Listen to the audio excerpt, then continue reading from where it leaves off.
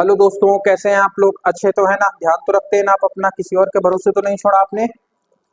चलिए, आज बात करनी थी हम लोगों को ब्रुनेई के बारे में। इससे पहले हमने क्या पढ़ाया था? मलेशिया पढ़ा दिया था, सिंगापुर पढ़ा दिया था। सिंगापुर की राजधानी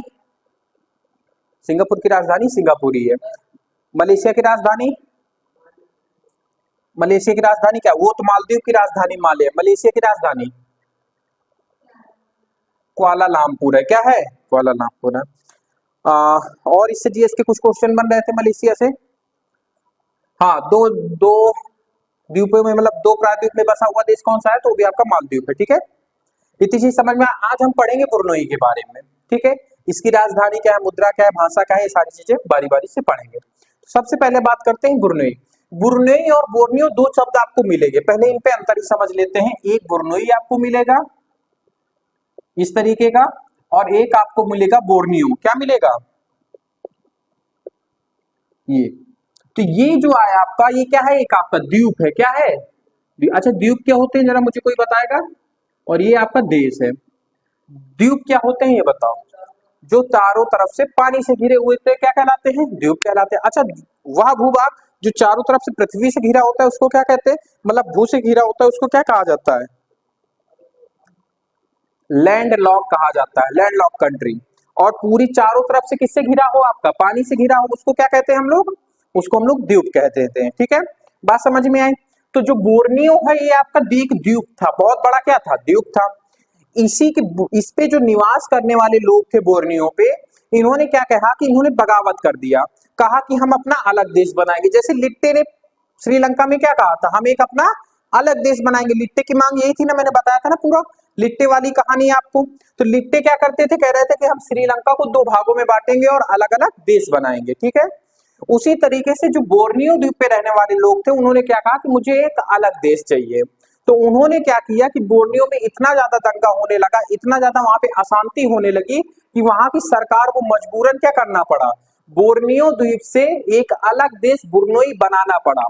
तो ये आपका एक जनरल क्वेश्चन बनता है कि कौन सा देश है जो बोर्नियो द्वीप से अलग हुआ है? तो आप उसको क्या कहेंगे? बुर्नेई कहेंगे। क्या कहेंगे? बुर्नेई कहेंगे। ठीक है, इतनी चीज समझ में, इन दोनों की हिस्ट्री समझ में आई कि बोर्नियो कौन था और बुर्नेई कहां से बना। ठीक है, यहां तक बात समझ में आई। अब एक बात, अच्छा, अगर कोई देश बनता है तो उसकी राजधानी होगी, उसकी कोई मुद्रा होगी, है ना? हर देश की अपनी अपनी मुद्राएं होती हैं, और हर देश का क्या होता है? अपना राजधानी होती है, और हर देश की अपनी भाषा होती है। तो राजधानी की अगर हम बात करें तो राजधानी क्या है? तो बंदर सीरी बागवान क्या है? ब्रुनेई की राजधानी है। बड़ा इंटरेस्टेड नाम है, हम लोगों को इंटरेस्टेड लगता है, वहां के लोगों को ये चीज अच्छा लगता है। हम लोगों के यहाँ बंदर एक जानवर को कहा जाता है, वहां पे बंदर एक देवता लोगों को कहा जाता है। ठीक है, एक देवता लोगों के ऊपर नाम पड़ा है। तो क्या है? बंदर सीरी बागवान। ठीक है, क्या है? राजधानी किसकी? ब्रुनेई की।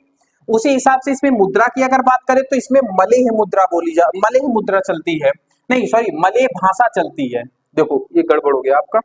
मलय क्या चलती है? मलय भाषा चलती है। क्या चलती है? भाषा।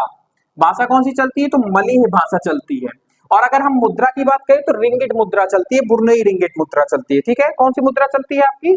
तो ब्रुनेई रिंगिट मुद्रा चलती है। ठीक है,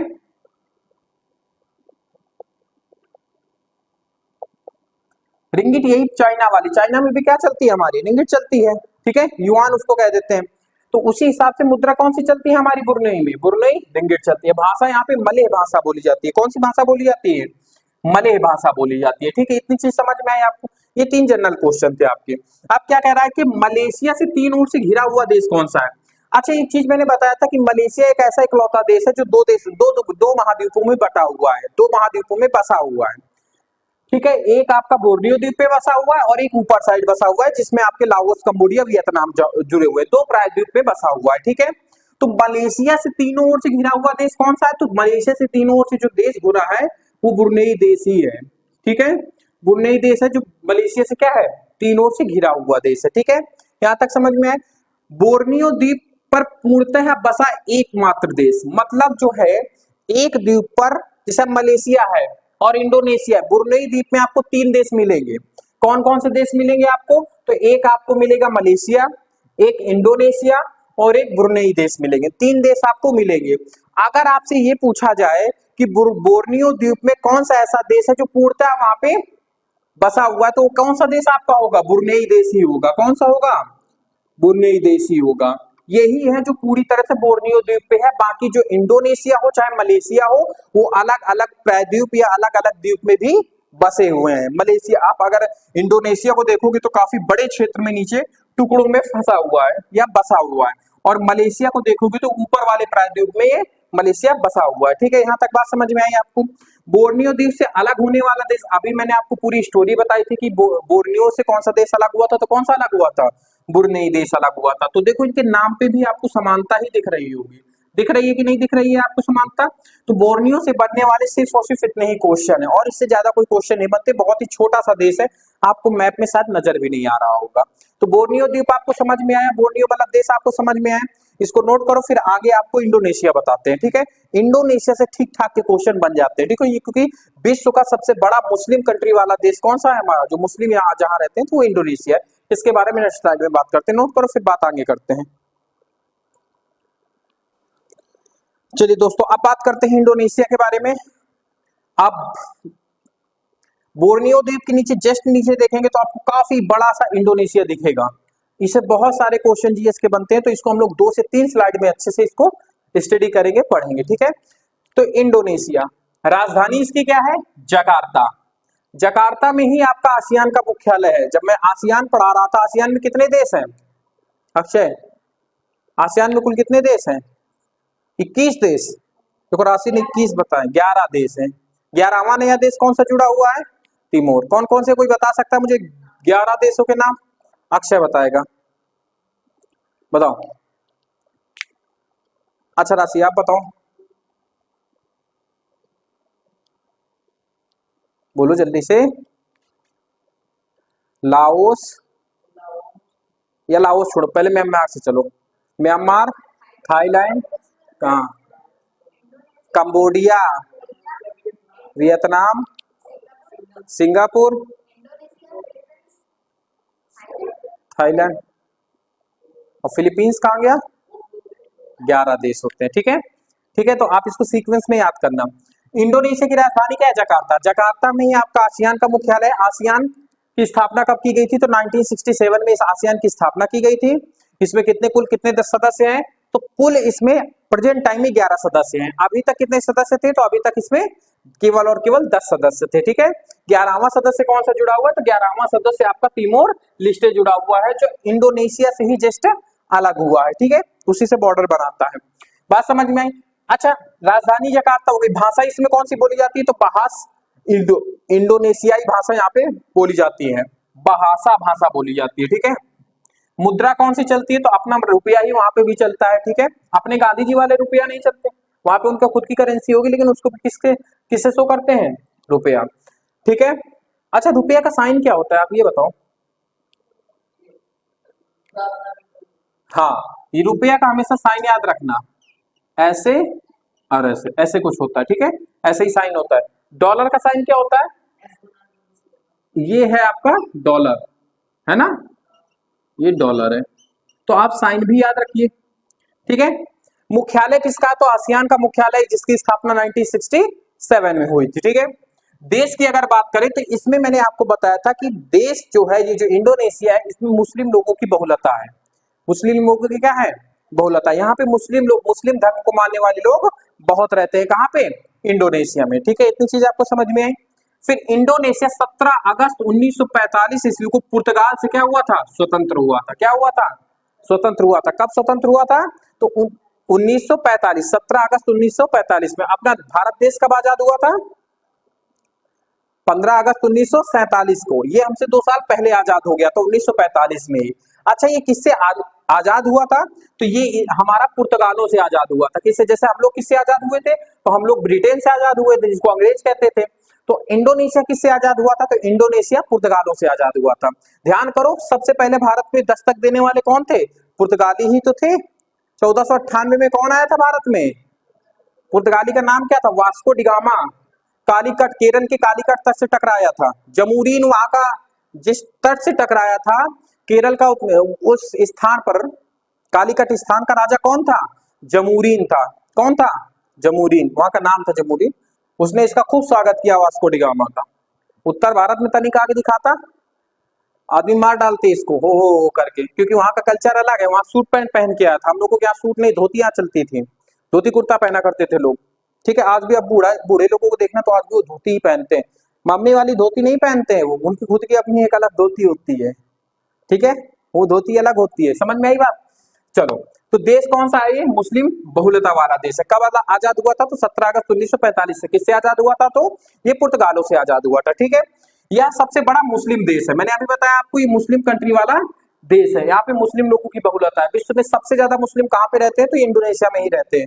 बाकी सऊदी अरब, ये पुर्तगाल, ये तुर्की, ये अपने आप को बताते जरूर है मैं मुस्लिमों का मसीहा हूँ, पाकिस्तान जैसे हो गया बड़बोला टाइप का आदमी, लेकिन सबसे ज्यादा अगर मैं बात करूं कि पॉपुलेशन के तौर पे कौन कहाँ पे रहता है, तो वो इंडोनेशिया में ही मुस्लिम लोग रहते हैं। ठीक है, चले आगे। यहाँ सबसे सबसे ज्यादा द्वीपों का समूह, जैसे देखो सब आप बात समझना, बच्चे हमेशा इस क्वेश्चन पे कंफ्यूज रहते हैं कि सबसे ज्यादा द्वीपों का समूह किसके पास है। कनाडा के पास है। देखो, इसके कनाडा के पास भी आपको खूब सारे द्वीप दिख रहे होंगे, दिख रहे हैं, और इंडोनेशिया के पास भी खूब सारे द्वीप दिख रहे हैं। तो ज्यादा किसके पास है द्वीप? तो एक बात हमेशा याद रखना, सबसे ज्यादा द्वीपों का समूह तकरीबन 13,000 द्वीपों का समूह कौन है? इंडोनेशिया है। वो अलग बात है कि द्वीपों की साइज छोटा होने के कारण मैप में उतना अच्छे से आपको दर्शाया नहीं गया है। लेकिन अगर मैं विश्व में सबसे ज्यादा द्वीपों वाला द्वीप समूह वाला देश पूछूं तो कौन सा आप बताओगे? इंडोनेशिया ही बताना। क्या बताओगे? इंडोनेशिया। आप कनाडा नहीं बताएंगे। कनाडा की जो द्वीप है, मानते हैं कि इसमें भी ठीक ठाक द्वीप पाए जाते हैं, लेकिन यहाँ के द्वीपों का आकार जो होता है वो क्या होता है? काफी बड़ा होता है। और इंडोनेशिया के द्वीपों का आकार क्या होता है? छोटा होता है, लेकिन ये काफी मात्रा में है। 13,000 से ज्यादा द्वीपों का समूह है। ठीक है, चलिए आगे। सबसे ज्यादा द्वीपों वाला समूह वाला इंडोनेशिया है, जो 13,000 द्वीपों का समूह है। 13,000 द्वीप तो रहते हैं यहाँ पे किसके पास है? इंडोनेशिया के पास है। लेकिन इनकी जो 97% जनसंख्या है, 97% जनसंख्या केवल 5 द्वीपों पर क्या करती है? निवास करती है। वही ज्यादा उपजाऊ है, वही ज्यादा साइज में बड़े हैं। बाकी सारे छोटे छोटे द्वीप है। और आपको ये बात पता होगी कि छोटे छोटे द्वीपों में ना तो सही से कृषि हो पाती है और ना सही से उद्योग लग पाते हैं, क्योंकि चारों तरफ है खारा समंदर। मीठे पानी की कमी होने के कारण ना तो वहां पे लोग रहते हैं और ना ही वहां पे क्या कोई उद्योग वगैरह लगाया जाता है। वो इसी प्रकार से वीरान जंगल के रूप में पड़े रहते हैं, जो छोटे छोटे द्वीप होते हैं। ठीक है, तो इंडोनेशिया 13,000 द्वीपों का समूह है, और 5 द्वीपों में इंडोनेशिया की 97% जनसंख्या रहती है, जिसमें से मैंने 4 द्वीप जो इंपॉर्टेंट है मैंने वो लिखे हैं। जैसे सुमात्रा हो गया, बोर्नियो हो गया, अभी हम लोग बोर्नियो जो पढ़ के आए थे ना, बोर्नियो ऊपर वाला, वहां पर भी तो था इंडोनेशिया हमारा। तो सुमात्रा हो गया, बोर्नियो हो गया, और सुलावेसिया हो गया, और जावा हो गया। ये 4 जो द्वीप समूह है जो आपके सबसे इंपॉर्टेंट है, सबसे ज्यादा महत्व रखते हैं किस पर? इंडोनेशिया पे। ठीक है, इसको नोट करो, इतनी चीज समझ में आई। फिर इससे इंडोनेशिया से और बहुत सारे क्वेश्चन बनते हैं, उनके बारे में बात करते हैं नेक्स्ट स्लाइड में। नोट कर लो जल्दी से। चलिए दोस्तों, अब हम बात करते हैं इंडोनेशिया की सेकंड स्लाइड में। इससे भी मैंने कुछ चीज के क्वेश्चन आपके नोट किए हैं। जैसे सुमात्रा, जैसे मैंने अभी बताया था ना कि इसके मुख्य 5 द्वीप हैं, 5 प्रमुख द्वीप है, जिसमें 97% जनसंख्या यहाँ की निवास करती है। उसी में से पहला है सुमात्रा द्वीप, है ना? सुमात्रा, इसके बारे में पूछा है। फिर जावा द्वीप के बारे में, सुंडा जल संधि के बारे में है। बस इस स्लाइड में 2 ही 3 चीजें मैंने उठाई हैं। जैसे सुमात्रा रबड़ और पेट्रोल के लिए ये प्रसिद्ध है। यह द्वीप जो है, क्या चीज इसमें पाई जाती है सब ज्यादा? तो सबसे ज्यादा जो इसमें पाया जाता है आपका रबड़ और पेट्रोल के लिए। अच्छा, एक बात बताओ, कोई एक देश भी तो था जो पेट्रोल उत्पादन के लिए बहुत ज्यादा प्रसिद्ध था। कौन सा एक ऐसा देश था जो पेट्रोल के लिए प्रसिद्ध था? ओ, उसके लिए, रबड़ के लिए थाईलैंड था। कौन था? थाईलैंड। सफेद हाथियों का देश जिसे हम लोग कहते हैं। सफेद हाथी भी ठीक ठाक मात्रा में पाए जाते हैं थाईलैंड पे। ठीक है, तो सुमात्रा जो द्वीप है उसमें रबड़ और पेट्रोल ठीक ठाक मात्रा में मिल जाता है। इसी से मोस्टली रबड़ और आपके पेट्रोल से ही इंडोनेशिया की जो है इकोनॉमी ठीक ठाक बूस्ट में रहती है। ठीक है, चलिए अब बात करते हैं नोट। सुमात्रा, जो सुमात्रा द्वीप है वो मलक्का जनसंधि, ये मलक्का जनसंधि में अधिकतर नाम लेता हूं ना, लेता हूं कि नहीं लेता हूं? क्यों लेता हूं पता है? क्योंकि रसिया का जो भाग है, ऊपरी वाला भाग, ठंडियों में क्या होता है? जम जाता है। तो रसिया के पास कोई और चांस नहीं होता है अफ्रीका, एशिया और संयुक्त राज्य अमेरिका मतलब यूएसए से कांटेक्ट करने का। तो उसके पास एक यही रास्ता बचता है कि वो अपने पीछे साइड से आके यही मलक्का जल संधि, यही मलक्का, यही जल संधि से वो क्या करता है? मिडिल ईस्ट और अफ्रीका के देशों से अपना व्यापार बढ़ाता है। ठीक है, तो यही वही मलक्का जल संधि है। यह मलक्का संसंध सुमात्रा और मलेशिया के बीच में है। जो एक तरफ मलेशिया का देश है, देखो जरा सा, एक तरफ इधर मलेशिया है, एक तरफ सुमात्रा महाद्वीप है, सुमात्रा द्वीप है, इसी के बीच से एक छोटा सा पतला सा रास्ता मैप में आपको दिख रहा होगा, यही है आपकी मलक्का जल संधि। अच्छा, जल संधियां क्या करती हैं पता है आपको? जल संधियां क्या करती है पता है? जो बड़े बड़े भूभाग होती हैं उनको क्या कर देती हैं, अलग करने का काम करती है। क्या करती हैं? अलग करने का काम करती है। ठीक है, चले आपको, तो आपको मलक्का जल संधि समझ में आ गया ना, मैप में कहाँ पे है? सुमात्रा और मलेशिया के बीच में देखना एक छोटा सा रास्ता है जो हमारा अंडमान निकोबार के मुहाने पे खुलता है आके। जैसे ये सीधा आएंगे तो अंडमान निकोबार के मुहाने में खुलेगा आके। ठीक है, चले आगे। अच्छा, सुमात्रा में जिप्सम की मात्रा अधिक पाई जाती है। ठीक है, जिप्सम एक पदार्थ होता है, इसकी मात्रा क्या होती है? अधिक पाई जाती है। ठीक है, अब बात करते हैं जावा की। जावा भी एक द्वीप था कि नहीं था? सेकंड द्वीप था जावा। जावा क्या है? इंडोनेशिया का हृदय इसको कहा जाता है। जावा को क्या कहा जाता है? इंडोनेशिया का हृदय। क्यों कहा जाता है आपको बात समझ में? क्योंकि जितना भी इंडोनेशिया ने अपना इकोनॉमिक्स डेवलपमेंट किया है, राजनीतिक डेवलपमेंट किया है या फिर औद्योगिक डेवलपमेंट किया है, वो सारा जावा में ही किया है मोस्टली। तो जैसे हम लोगों के शरीर का सबसे मोस्ट इंपोर्टेंट भाग कौन सा होता है? इंपोर्टेंट भाग कौन सा होता है? हृदय। सबसे ज्यादा तो हृदय ही होता है। तो उसी हिसाब से इंडोनेशिया का अगर हृदय की बात करूं तो सबसे ज्यादा इंपॉर्टेंट भाग की बात करूं तो इंडोनेशिया का सबसे इंपॉर्टेंट भाग है आपका जावा द्वीप है। कौन सा है? जावा द्वीप है। ठीक है, बात समझ में आई? इस द्वीप पर जकार्ता शहर है। जकार्ता मैंने क्या बताया था? इंडोनेशिया की राजधानी। हालांकि ये जकार्ता जानते हो, अब ये शहर पानी पे डूब रहा है। ठीक है, जकार्ता जो है सुमात्रा में ही देखना, सुमात्रा में नीचे साइड ऊपर साइड आपको मिलेगा क्या? जकार्ता। ये धीरे धीरे पानी में क्या हो रहा है? डूब रहा है। तो अब इंडोनेशिया अपनी राजधानी चेंज कर रहा है जाके, क्योंकि ये पानी में धीरे धीरे डूब रहा है, तो नई अपनी राजधानी को डेवलप कर रहा है। बात समझ में आई आपको? तो जकार्ता इसी महाद्वीप में है, जावा महाद्वीप में। ठीक है, इसीलिए इसको हृदय कहा जाता है। सिनकोना 80% पाया जाता है पूरे विश्व का। अगर मैं अच्छा, सिनकोना होता क्या है? सिनकोना एक तरीके की पेड़ की छाल होती है। ये किस काम में आती है? तो ये जब हमारा मलेरिया हो जाता है ना हमारे शरीर में, तो जो दवा बनाई जाती है मलेरिया की, वो किस पेड़ से बनाई जाती है? तो सिनकोना की छाल से बनाई जाती है। सिनकोना एक प्रकार की छाल होती है एक पेड़ की, इसी से हमारी किसकी दवा बनती है? मलेरिया की दवा बनती है। इसके अलावा अभी नई हालांकि वैक्सीन तैयार हो गई है। इससे पहले जब हम लोगों आज से 5-6 साल पहले मलेरिया की कोई दवा नहीं थी, सिर्फ यही पेड़ की छाल से बनाई जाती थी। और ये पेड़ कहाँ पे पाए जाते हैं? तो ये जावा द्वीप में पाए जाते हैं। 80 पूरे विश्व का 80% कहाँ पे पाए जाते हैं? अब पूरे विश्व का समझ सकते हो, जिसमें अमेजोन भी जंगल आता है, कांगो गणराज्य वाला भी जंगल आता है, जहाँ पे जैव विविधता ठीक ठाक मात्रा में पाई जाती है। सबसे ज्यादा जैव विविधता कहाँ पे पाई जाती है? आपके अमेजोन जंगल में। सेकेंड नंबर में आपका कांगो गणराज्य के जंगलों में पाई जाती है। लेकिन वहां पर भी ये पेड़ नहीं पाए जाते। सोचो कितना रियल होगा इनको। और पूरे विश्व का 80% सिंकोना कहाँ पे पाया जाता है? आपका जावा द्वीप में, इंडोनेशिया में पाया जाता है। ठीक है, अच्छा, सुंडा जल संधि। जो सुंडा जल संधि है वो हिंद महासागर को जावा सागर से अलग करती है। मतलब हिंद महासागर को जावा सागर को आपस में क्या करती है? जोड़ती है। देखो, जो जल संधियां होती हैं वो भूभाग को अलग करती हैं और पानी के बहाव को क्या करती हैं? जोड़ने का काम करती है। क्या करती हैं? जोड़ने का काम करती हैं। तो उसी हिसाब से अगर मैं जावा द्वीप और जावा सागर और हिंद महासागर की बात करूं तो इनको जोड़ने का काम कौन करता है? तो सुंडा जल संधि करती है। कौन करता है? सुंडा जल संधि करती है। और इनको अलग करती हैं। जैसे आपका ये एक तरीके का मलक्का जल संधि किनको किनको अलग करता है? तो मलेशिया और किसको अलग करता है? सुमात्रा को अलग करता है। ठीक है, चले आगे। सुंडा जल संधि। एशिया का सबसे बड़ा द्वीप की मैं बात करूं, विश्व की मैं बात नहीं कर रहा। अगर मैं बोलूं कि एशिया महाद्वीप का सबसे बड़ा द्वीप कौन सा हो जाएगा, तो बोर्नियो द्वीप होगा, जो एशिया का सबसे बड़ा द्वीप है। बात समझ में? अगर मैं हिंद महासागर के सबसे बड़े द्वीप की बात करूं तो कौन सा हो जाएगा आपका? तो इंडिया के सबसे बड़े महाद्वीप की बात करूं तो मेडागास्कर हो जाएगा। कौन सा हो जाएगा? मेडागास्कर हो जाएगा। विश्व के सबसे बड़े द्वीप की बात करूं तो ऊपर बैठा हुआ है आपका ग्रीनलैंड। ये सबसे बड़ा क्या है? आपका महाद्वीप है। ठीक है, वो द्वीप है। ठीक है, क्या है? द्वीप है, चारों तरफ से पानी से घिरा हुआ। ठीक है, इतनी चीज समझ में। तो एशिया का सबसे बड़ा द्वीप कौन सा हो जाएगा? बोर्नियो द्वीप हो जाएगा। हिंद महासागर में सबसे गहरी जगह कहाँ पे है? तो सुंडा जल संधि है। देखो, विश्व की सबसे गहरी जगह ये बात नहीं कर रहा, हिंद महासागर, क्योंकि हम जो भी पढ़ रहे हैं हिंद महासागर में ही पढ़ रहे हैं। तो हिंद महासागर की सबसे गहरी जगह कौन सी है? तो सुंडा जल संधि है। कौन सी है? सुंडा जल। अगर विश्व की मैं सबसे गहरी जगह की बात करूं कि विश्व में सबसे ज्यादा गहरे, तो मेरियाना ट्रंच है। ये भी एशिया में ही पड़ता है। मेरियाना, जो फिलीपींस है ना, आपको फिलीपींस दिख रहा होगा, दिख रहा है ना इधर, फिलीपींस। मलेशिया के जस्ट थोड़ा सा ऊपर देखना आप लोग, फिलीपींस होगा। इसी के सबसे ऊपरी भाग में एक स्थान है मेरियाना ट्रंच, वहां सबसे ज्यादा गहराई है।